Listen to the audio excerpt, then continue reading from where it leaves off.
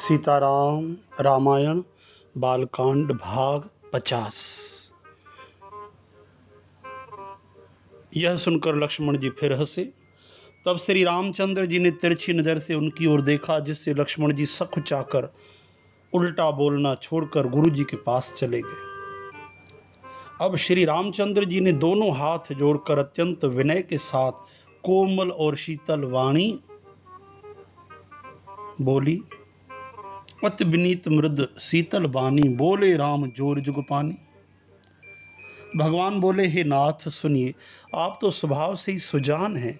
आप बालक के वचन पर कान न दीजिए, सुना अनसुना कर दीजिए। बर्रे और बालक का एक स्वभाव है, संत जन इन्हें कभी दोष नहीं लगाते। फिर उसने लक्ष्मण ने तो कुछ काम भी नहीं बिगाड़ा है।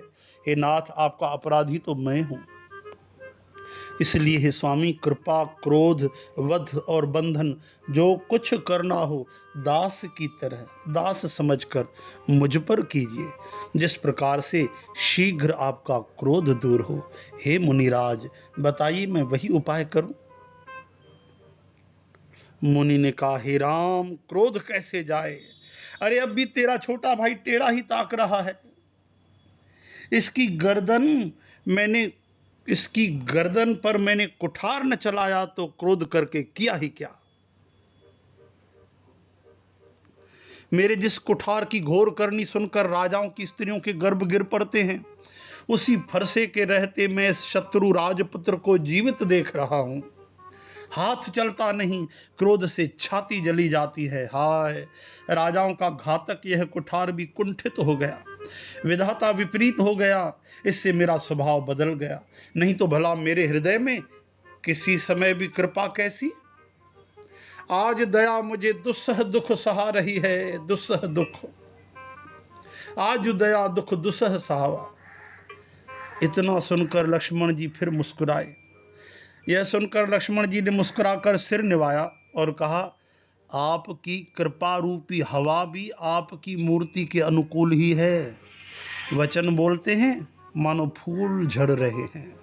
हे मुनि, यदि कृपा करने से आपका शरीर जला जाता है तो क्रोध होने पर तो शरीर की रक्षा विधाता ही करेंगे। राम राम राम। जो पे कृपा जरे मुनि गाता, क्रोध भय तनु राख विधाता।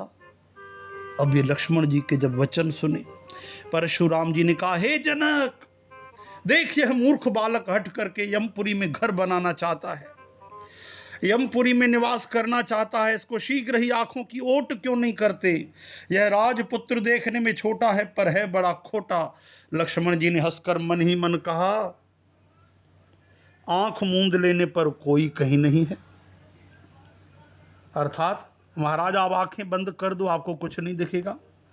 तब परशुराम जी हृदय में अति क्रोध करके क्रोध भर श्री राम जी से बोले, अरे शठ, तू शिव जी का धनुष तोड़कर उल्टा हमी को ज्ञान सिखाता है। परशुराम तब राम प्रति बोले, और अति क्रोध शंभु सरासन तोर, सठ करस्य हमार प्रबोध, सियावर रामचंद्र की जय। तेरा यह भाई तेरी ही सम्मति से कटु वचन बोलता है और तू छल से हाथ जोड़कर विनय करता है। या तो युद्ध में मेरा संतोष कर, नहीं तो राम कहलाना छोड़ दे। अरे शिवद्रोही, छल त्याग कर मुझसे युद्ध कर, नहीं तो भाई सहित तुझे मार डालूंगा। इस प्रकार परशुराम जी कुठार उठाए बक रहे हैं और श्री रामचंद्र जी सिर झुकाए मन ही मन मुस्कुरा रहे हैं। क्यों मुस्कुरा रहे हैं? श्री रामचंद्र जी ने मन ही मन कहा, गुनाह तो लक्ष्मण का और क्रोध मुझ पर करते हैं। कहीं कहीं सीधेपन में भी बड़ा दोष होता है। टेढ़ा जानकर सब लोग किसी की भी वंदना करते हैं और टेढ़े चंद्रमा को राहु भी नहीं ग्रसता।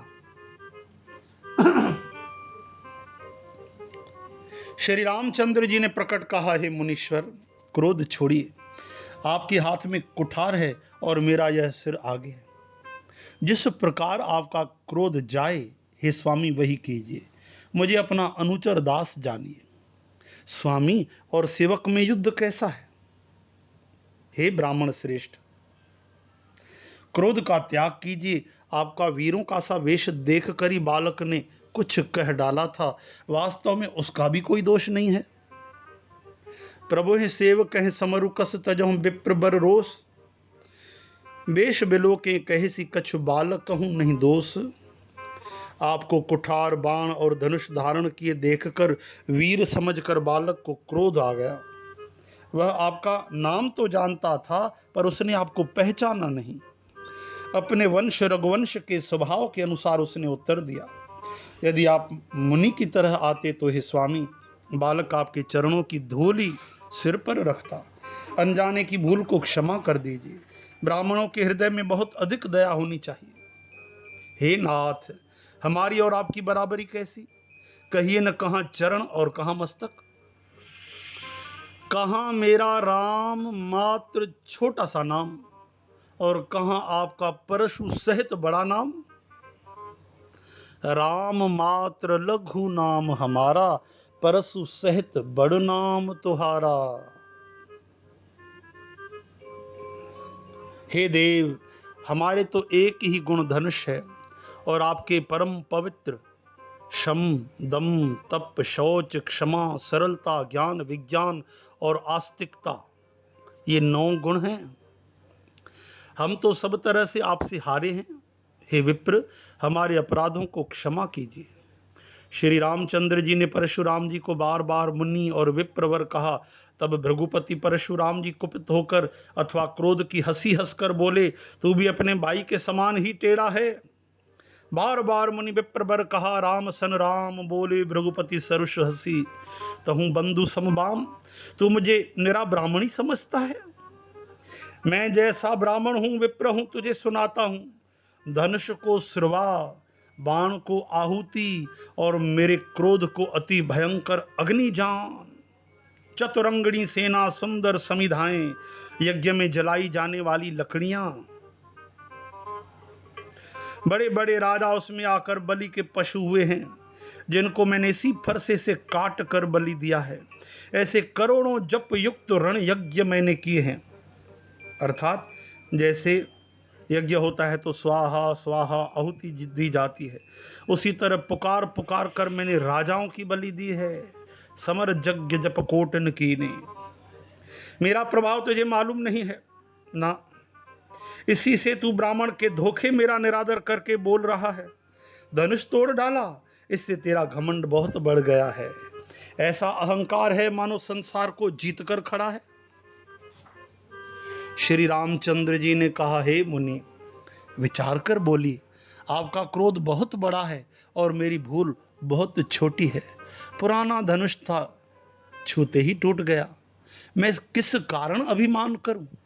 हे भृगुनाथ, यदि हम सचमुच ब्राह्मण कहकर निरादर करते हैं तो यह सत्य सुनिए, फिर संसार में ऐसा कौन योद्धा है जिसे हम डर के मारे मस्तक नवाएं। भगवान रघुनाथ जी के कहने का अर्थ है कि ब्राह्मण समझकर ही हम बार बार आपको सजदा करते हैं, मस्तक झुकाते हैं। यदि आप ब्राह्मण न होते तो फिर क्यों सर झुकाते? फिर कौन ऐसा योद्धा है जिससे हम डर के मारे मस्तक नवाएं? अर्थात हम ब्राह्मण का आदर करते हैं, मर्यादा करते हैं। जो हम निद्र हैं विप्र बदी, सत्य सुनो भृगुनाथ, तो असको जग सुभटु जेही, भय बस नावह माथ सियावर रामचंद्र की जय। देवता दैत्य राजा या और बहुत से योद्धा, वे चाहे बल में हमारे बराबर हों चाहे अधिक बलवान हों, यदि रण में हमें कोई ललकारे तो हम उससे सुख से लड़ेंगे, चाहे काल ही क्यों न हो। क्षत्रिय का शरीर धरकर जो युद्ध में डर गया, उस नीच ने अपने कुल पर कलंक लगा दिया। मैं स्वभाव से ही कहता हूँ कि कुल की प्रशंसा करके नहीं, कि रघुवंशी रण में काल से भी नहीं डरते। कहो स्वभाव न कुल है प्रशंसी, कालहु डर है न रन रघुवंशी। ब्राह्मण वंश की ऐसी ही महिमा है कि जो आपसे डरता है वही सबसे निर्भय हो जाता है, अथवा जो भय रहित होता है वह भी आपसे डरता है। श्री रघुनाथ जी के कोमल और रहस्य से भरे वचन सुनकर परशुराम जी की बुद्धि के पर्दे खुल गए। श्री राम जय राम, जय जय राम। श्री राम जय राम, जय जय राम। श्री राम जय राम, जय जय राम। श्री कृष्ण गोविंद हरि मुरारे, हे नाथ नारायण वासुदेव। परशुराम जी ने कहा, हे राम, हे लक्ष्मीपति, धनुष को हाथ में अथवा लक्ष्मीपति विष्णु का धनुष लीजिए और इसे खींचिए, जिससे मेरा संदेह मिट जाए। परशुराम जी धनुष देने लगे। अब देने लगे तब वह आप ही चला गया भगवान के श्री कर कमल में। तब परशुराम जी के मन में बड़ा अचरज हुआ, क्योंकि वो धनुष लक्ष्मीपति श्री विष्णु भगवान का था, श्री रघुनाथ जी ही का था। अपने आप चला आया। राम रमापति कर धन ले हूँ, खेचे हूँ मिटे मोर संदेहू। तब उन्होंने श्री राम जी का प्रभाव जाना, जिसके कारण उनका शरीर पुलकित और प्रफुल्लित हो गया। वे हाथ जोड़कर वचन बोले, प्रेम उनके हृदय में समाता न था। जाना राम प्रभाव तब पुलक प्रफुल्लित गात, जोर पानी बोले बचन, हृदय न प्रेम अमात, सियावर रामचंद्र की जय। अब स्तुति करते हैं, प्रार्थना करते हैं श्री परशुराम जी भगवान रघुनाथ जी की। कहते हैं, जय रघुवंश बनज बन भानु, गहन धनुज कुल दहन कृसानु। जय सुर विप्र धेनु हितकारी, जय मद मोह कोह ब्रह्महारी।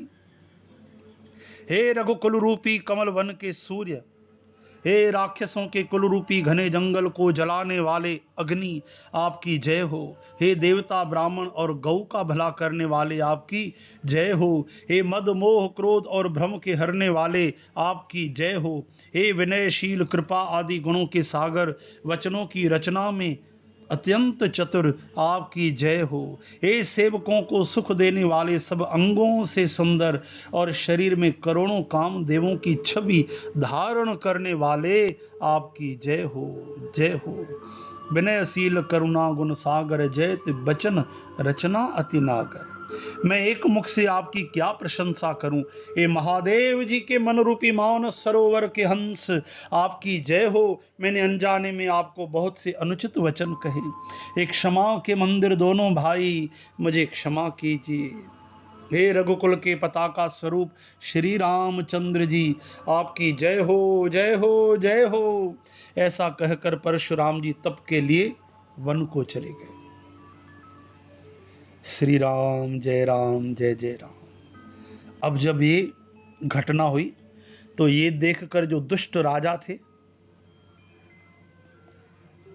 जो भगवान रघुनाथ की मर्यादा नहीं कर रहे थे और भगवान परशुराम से तो बिल्कुल डर रहे थे, वे दुष्ट राजा लोग बिना ही कारण के मन के कल्पना के डर से रामचंद्र जी से तो परशुराम जी भी हार गए।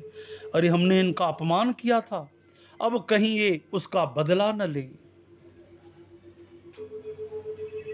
इस व्यर्थ के डर से डर गए, वे कायर चुपके से जहां तहां भाग गए। देवताओं ने नगाड़े बजाए, वे प्रभु के ऊपर फूल बरसाने लगे। जनकपुर के स्त्री पुरुष सब हर्षित हो गए। उनका मोहमय अज्ञान से पैदा हुआ शूल मिट गया। देवन दीनी दुंदुभी, प्रभु पर बरसे फूल।